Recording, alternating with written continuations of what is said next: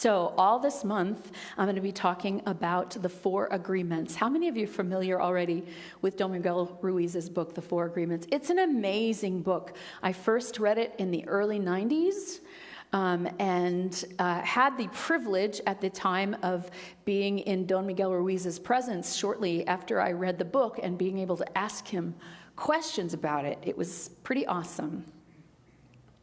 The book first, before I start with what the first agreement is, this is really 4 agreements. If you do these 4 things, you will change your life. It is guaranteed. I know this. I've read the book many, many, many times. And my life has changed to the degree that I remember and practice these agreements. And I forget because I'm human. And that's why I like to, at least every couple of years, bring this back up, if not to you, to myself. But it felt like a really good time to bring it up to all of you. So the idea behind this is that the world is, he calls a dream or an illusion.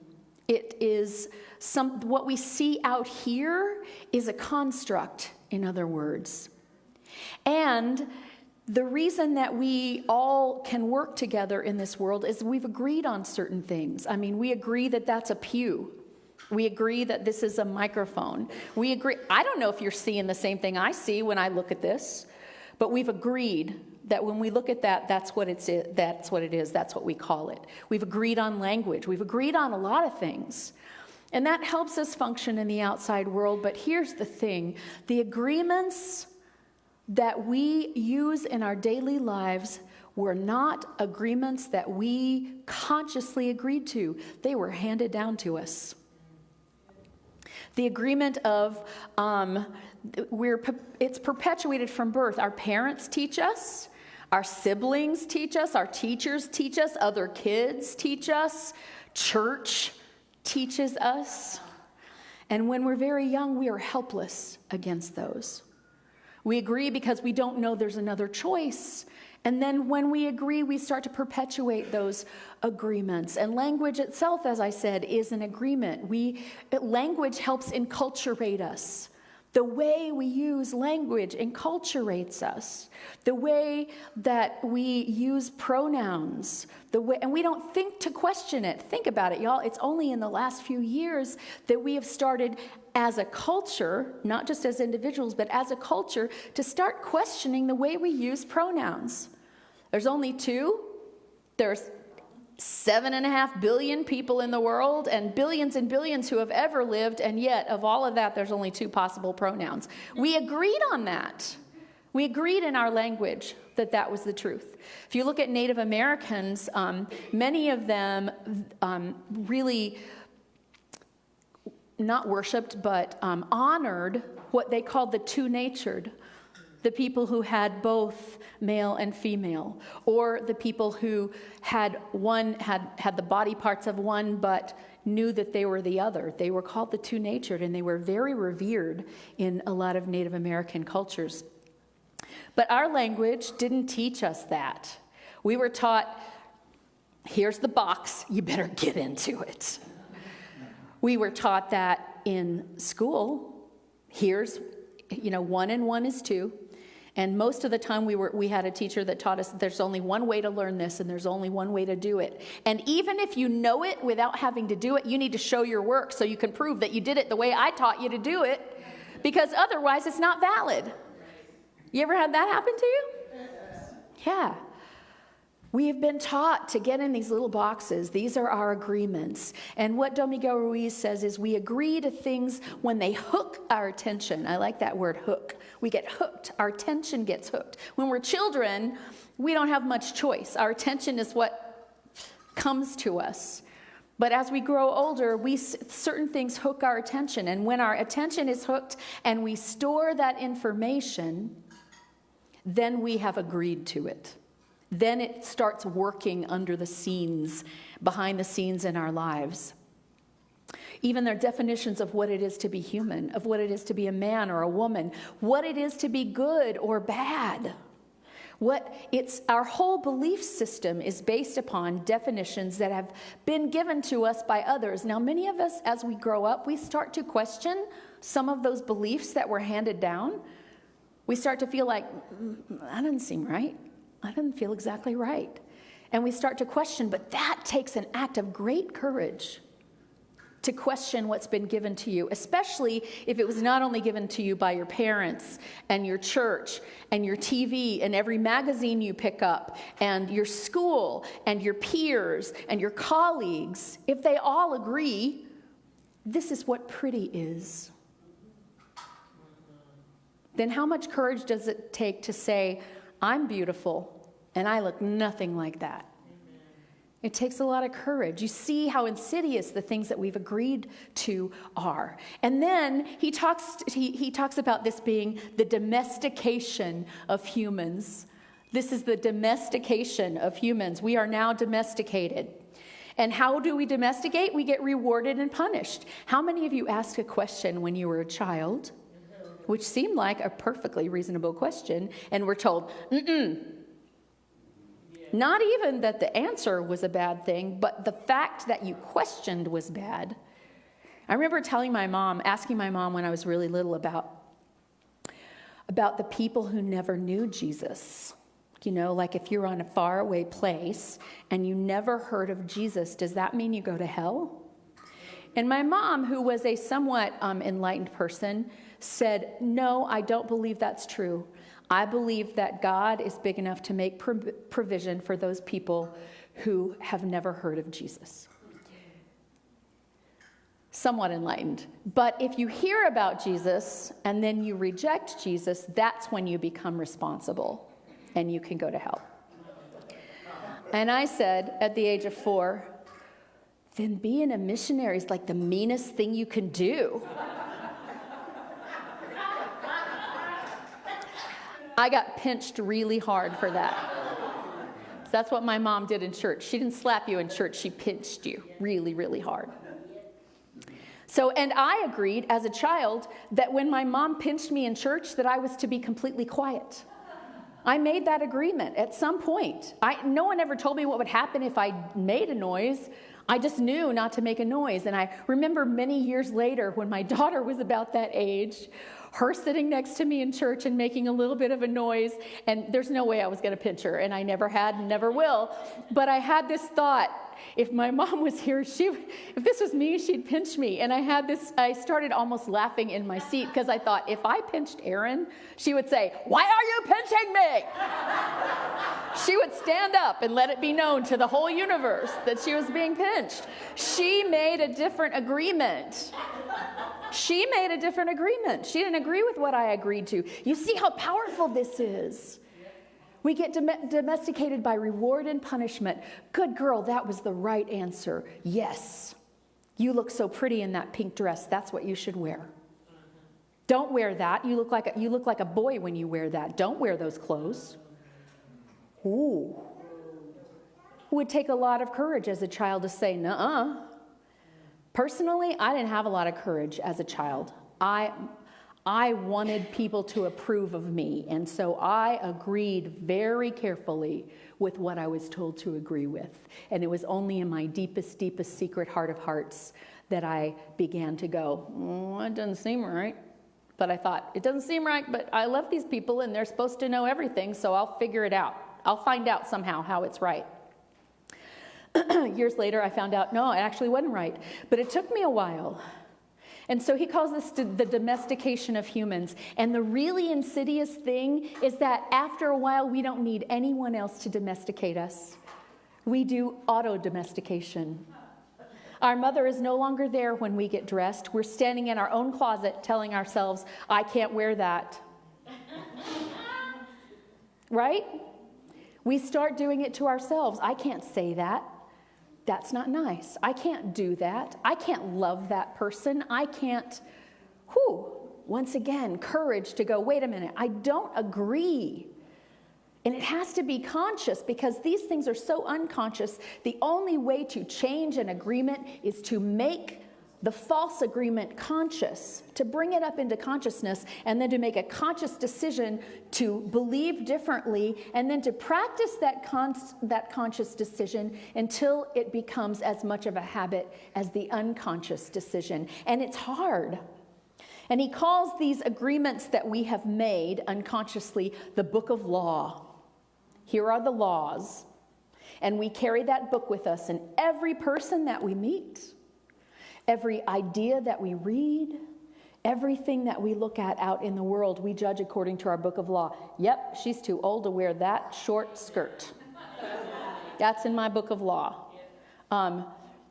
He has no business doing that. I don't know. I can't think of any example that you come up with. We have a book of law that says whether it's okay or it's not okay. And mine is a little different from yours, but I bet they agree in a lot of places. And then we have expanded in different directions. Different cultures expand in different directions. So we have this book of law, and then we don't have to think anymore. We've already made the agreement, so all we have to do is just compare and go, yep, compare it to the book of law. Yep, that's right. That's totally wrong. Or, yep, that's totally right. I'm doing the right thing.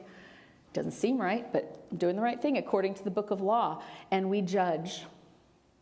And mostly, we judge ourselves very, very harshly. But also, the moment we start to judge ourselves, we pass that judgment on everybody else as well, because we want them to live up to our book of law. Whew! How complicated it can get. We punish and reward, and we create an inner victim. There's the part of us that says, you're not doing that right. And there's a part of us that goes, I know I'm not right. I didn't do it right. Right? We create this division within ourselves. And this is our belief system. All these agreements that we have made become our belief system. And unfortunately, our belief system is mostly based on lies. Those lies based on fear. If it's different, it's not safe. If I do this, I go against everything I've heard, and I'll be ostracized. I'll be not accepted. That's the worst thing that can happen to human beings, is to be completely ostracized and isolated. That's how a lot of indigenous tribes kill somebody. They don't actually put them to death. They just make them invisible. Stop responding, stop looking at them, stop talking to them, not welcome them into the group. And people actually physically die from being emotionally ostracized. Think about that. And so we feel like there's a lot at stake here with our agreements. There's a lot at stake, and there is when we're children, but we get empowered as we grow up to make our new agreements. And when we break those agreements based on fear, and it's hard to do, but we must replace them. That makes it easier. You can't just break an agreement. You got to replace it with something else. So when you come up against an agreement in yourself that is based on fear or what you suspect is a lie, then you can make a new agreement based on love. What would love do? What does love say about this? I'm going to put love in my book of law. And my judge is going to be a judge of love. Right? So the first agreement that Don Miguel Ruiz says, if you only ever do this one thing, it will change your whole life forever and ever and ever and ever. And that agreement is, be impeccable with your word. Be impeccable with your word. We're going to break that down. The word is not just the words you speak, although it has a lot to do with words that you speak. Your word is your power to create. And in our mythology, in the beginning was the Word, and the Word was with God, and the Word was God. Or God said, let there be light, and saw that it was light. And it's not just in the Judeo-Christian. The Word, in many, many mythologies across the Word, is that creative power. And what we know is that what we speak on a consistent basis tends to come true. And it's not just what we speak with our mouths, it's what we speak in our minds. You use words against yourself all the time without ever opening your mouth. I know you do, because I do, and it turns out we're one. We do this. And so this creative power, these thoughts, these actions, these dreams, these feelings, everything that is us manifests through our word.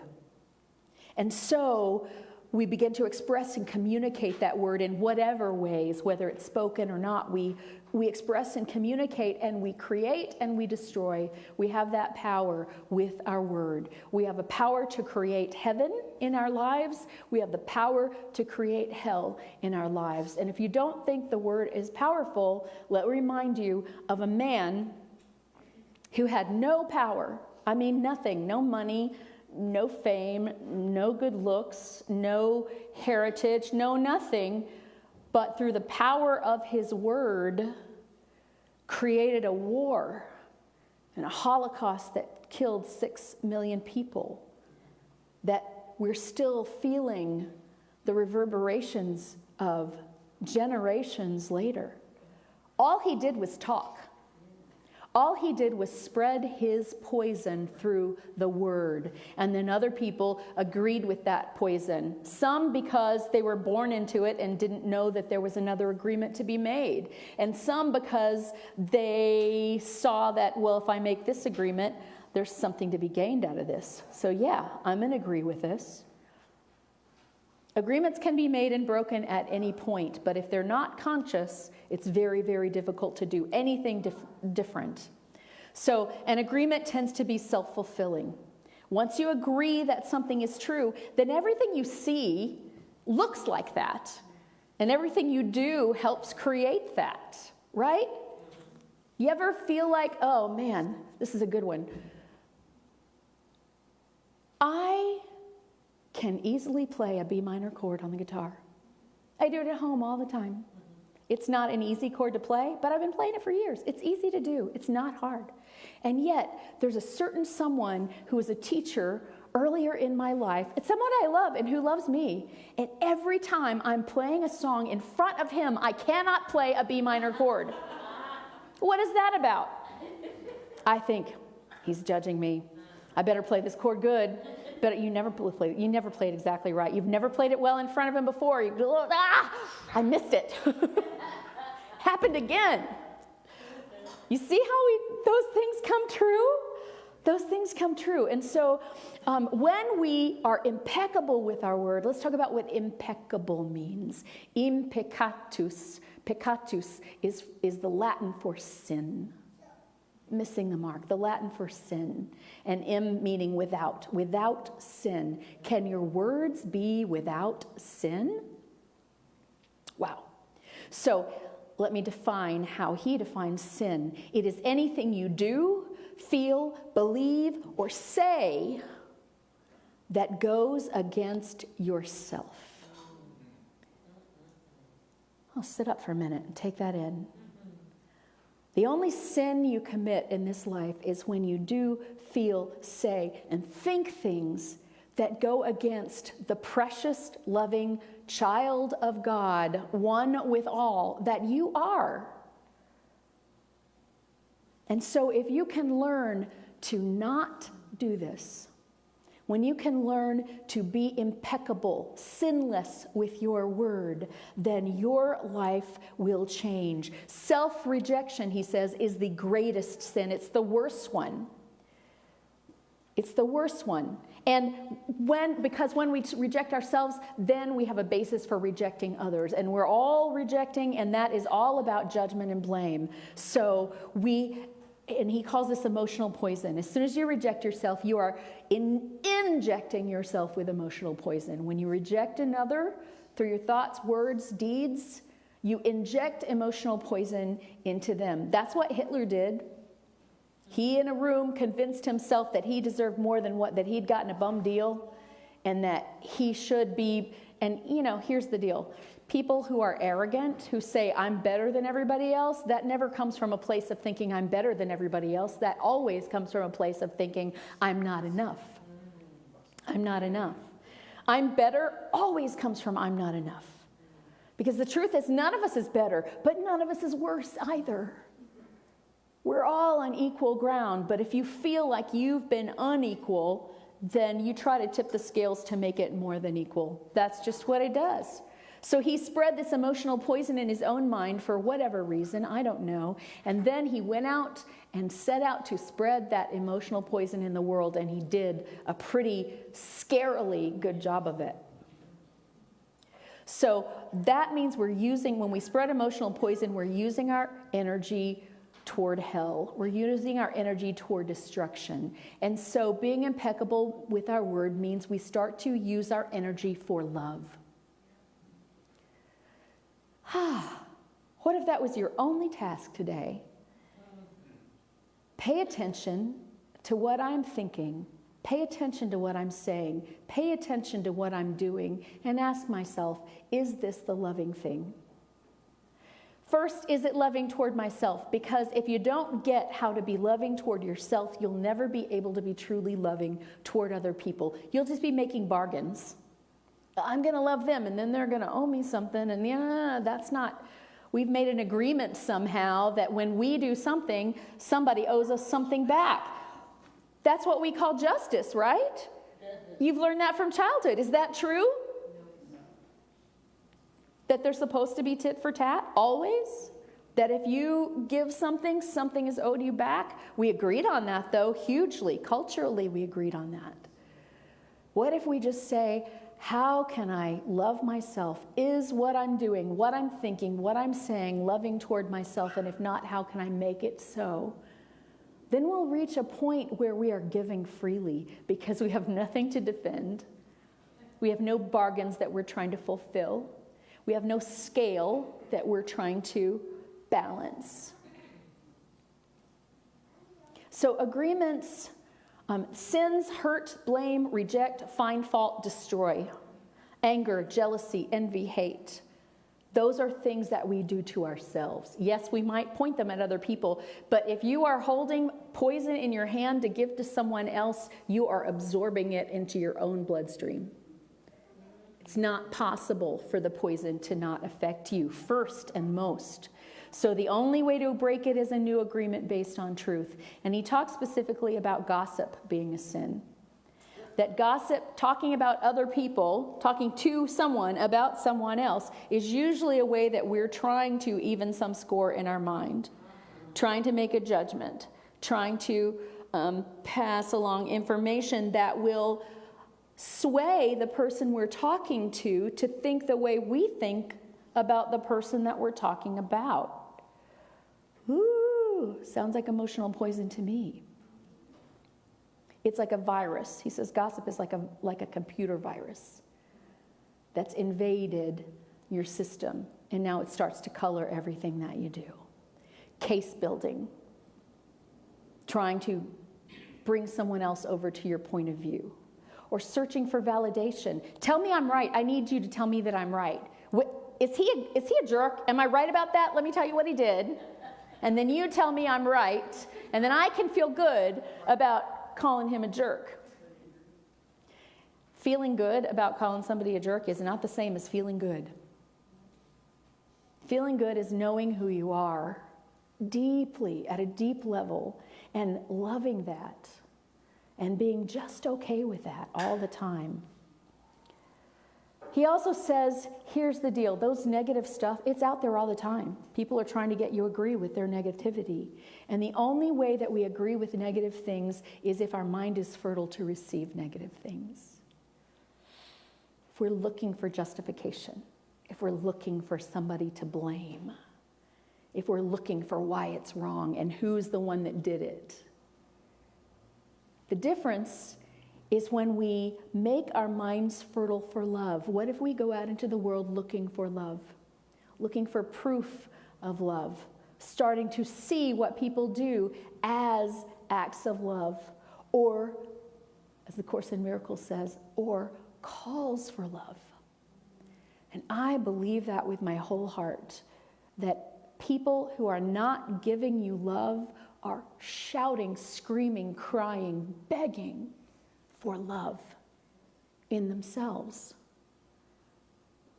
And so our response to a call for love needs to be love. But here's the deal. The other way works too. When we're not being good, it's because we don't feel loved enough. So how can we start feeling loved enough so that we're not calling for love from other people by spreading poison on them? We love ourselves.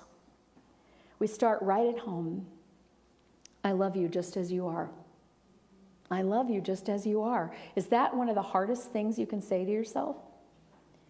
I love you just as you are, but I'd really prefer it if you lost about 15 pounds and, stop being such a jerk to your husband, and not that y'all do that.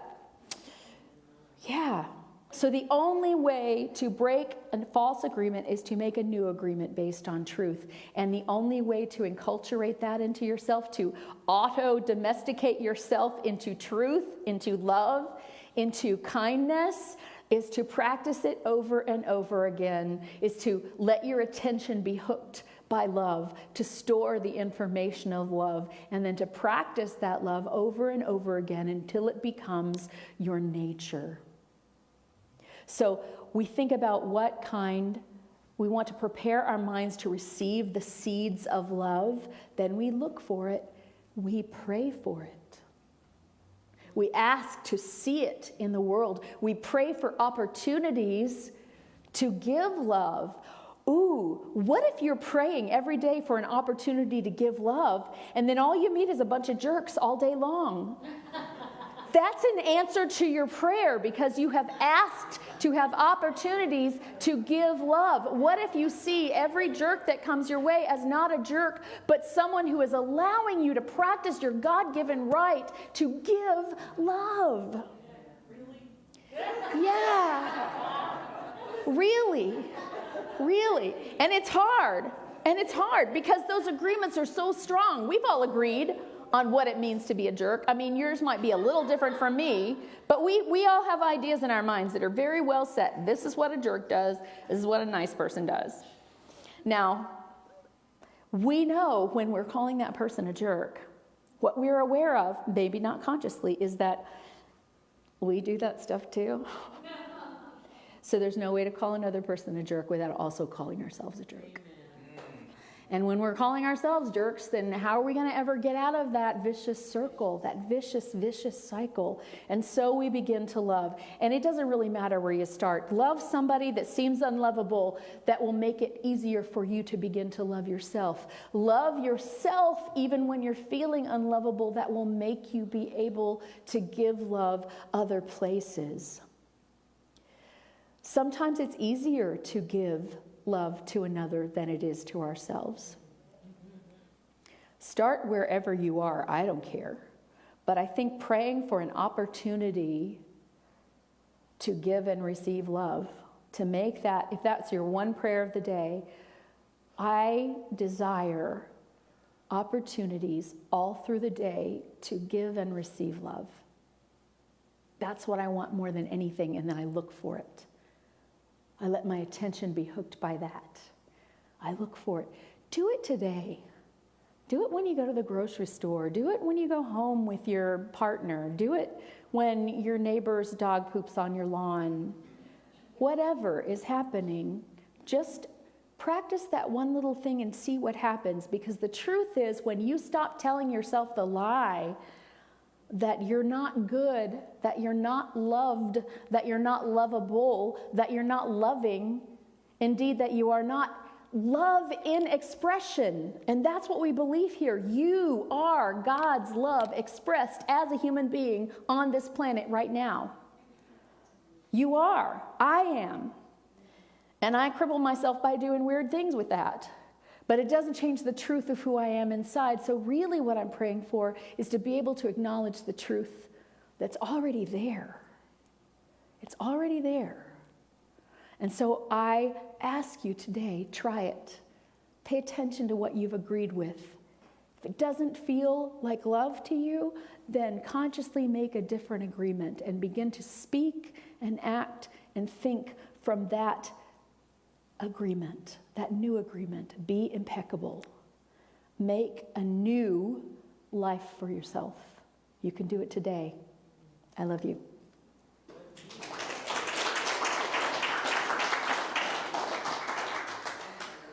Take those ideas into meditation for a moment.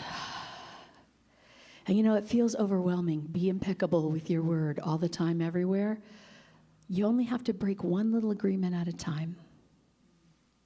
One agreement at a time. The next judgmental thought.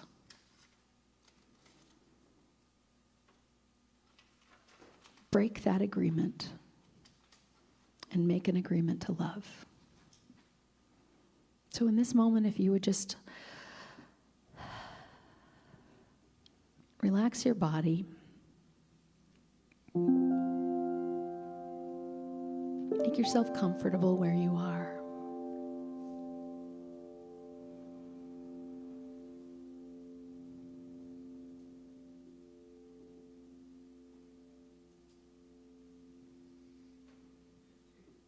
And say to yourself in your mind right now, you are 100% lovable.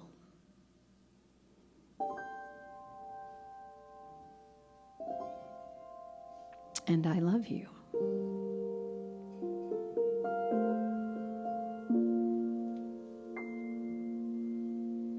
I love me.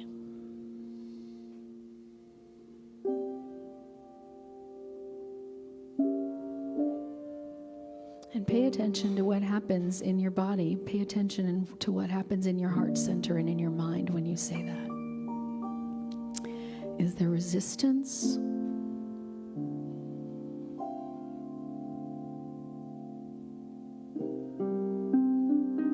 If there is, you can say, I feel that resistance. And I know there are reasons, and you don't have to hold on to them. Because I know something that's true.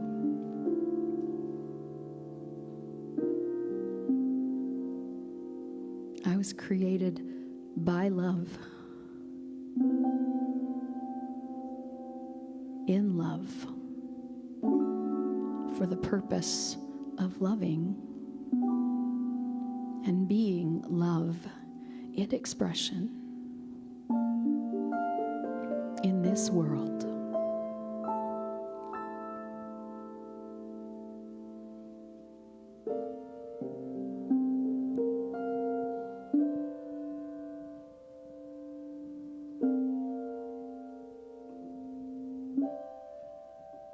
And when a feeling comes up within you,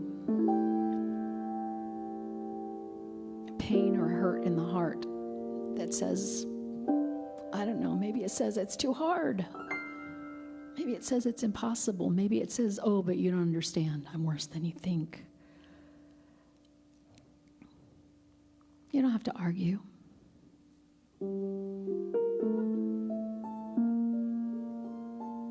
You just say, not true, and I'm learning to believe what is true, and what is true is love.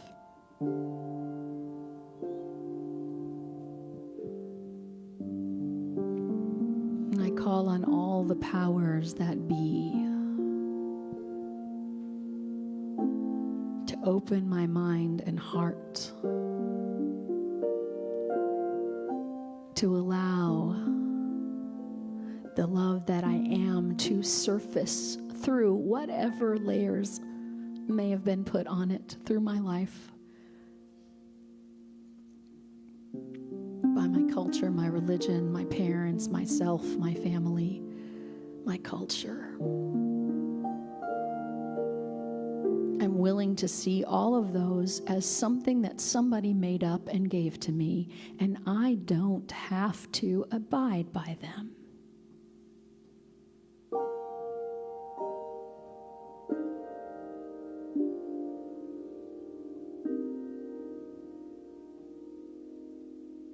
I don't have to wait until I fit into anyone's box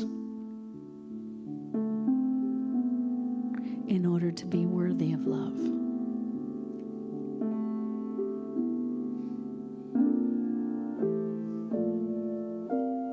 As a matter of fact, I break out of that box and I say, never do I have to be in a box again.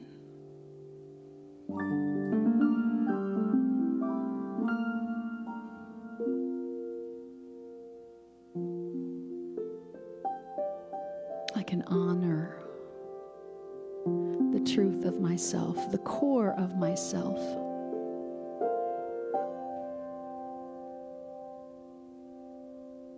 I can start by giving myself the love that I'm trying to manipulate other people into giving me.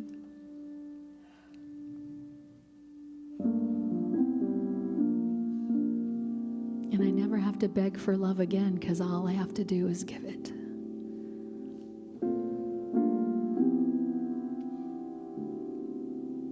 I never have to search for love again because I am it. It is here with me.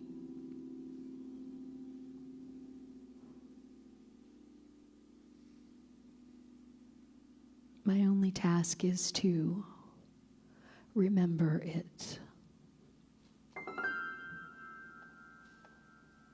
And I remember it by bringing it to my attention over and over and over again. When anything that feels unlike it starts to penetrate my consciousness, I can say, oops, I almost forgot I was loved there for a minute.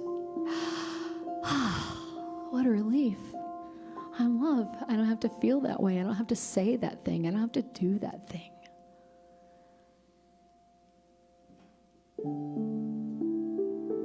I can say words of truth, words of health, words of wholeness, words of encouragement, words of kindness.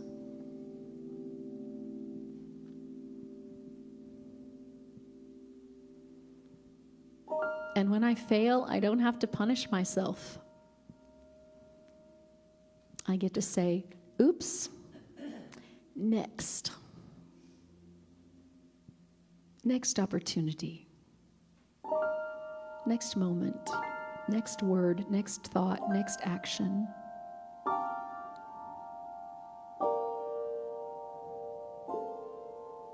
Let it be love.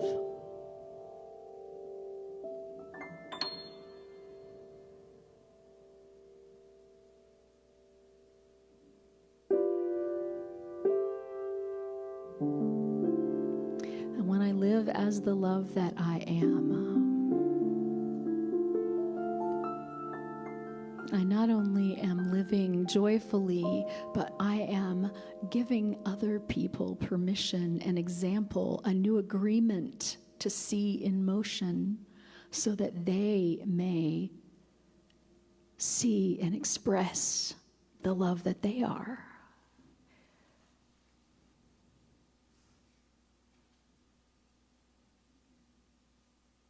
And all I have to give up is blame and self-justification.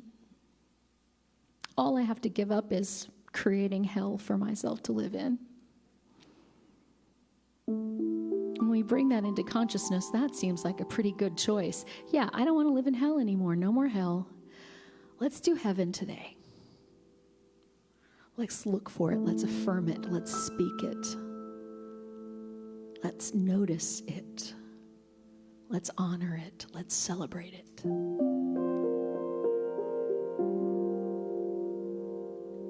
And I have the choice.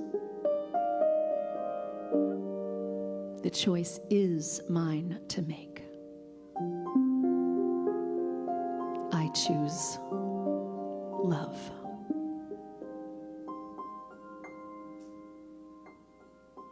And so it is. Amen.